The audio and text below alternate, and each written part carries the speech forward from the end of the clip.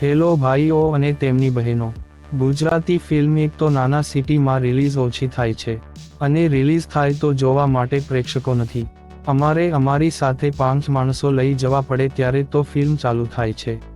પણ તમને નહીં સમજાય. હું એમ કહેવા માંગુ છું કે મોમ, તને નહીં સમજાય ફિલ્મ શું કહેવા માંગે છે એ તમને કોઈને નહીં સમજાય જો તમે મિડલ ક્લાસ ફેમિલીમાં જન્મ્યા છો તો.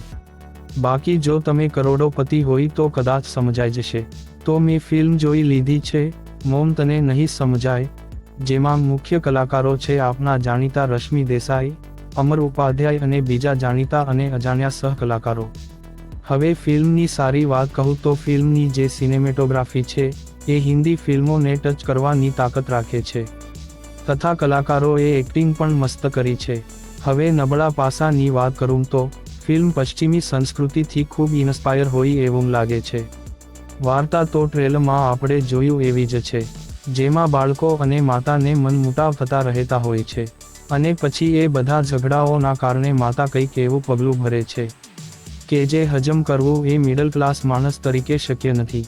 પરંતુ રૂપિયાવાળાઓ અને NRI લોકો કદાચ ફિલ્મને સમજી શકશે. બાકી જાજી વાત તો નહીં કરું, પણ આ ફિલ્મ OTTમાં આવ્યા બાદ ફિલ્મ જોવાશે અને ચર્ચા પણ થશે. અને મારા મત પ્રમાણે ફિલ્મ એવરેજ છે. તમે એકવાર ટોકીઝમાં જોઈ લો તો સારું, કેમ કે ફિલ્મ કંટાળો તો નહીં અપાવે. કદાચ વિષય વસ્તુ જે બને છે ફિલ્મમાં એ પચશે નહીં. બસ આ જ હતો મારા મતે માટે ફિલ્મનો અભિપ્રાય. તમે જોઈને કોમેન્ટ્સ કરજો કે તમને ફિલ્મ કેવી લાગી, અને ના જોઈ હોય તો એક લાઈક આપતા જજો. બાકી OTT પર રિલીઝ થશે ત્યારે મારી ચેનલ પર જાણકારી આવી જશે, તો સબસ્ક્રાઇબ કરવાનું ભૂલશો નહીં. અને આપણે મળતા રહીશું આવા જ વિડીયો સાથે ચાલતા. જય હિન્દ, વંદે માતરમ.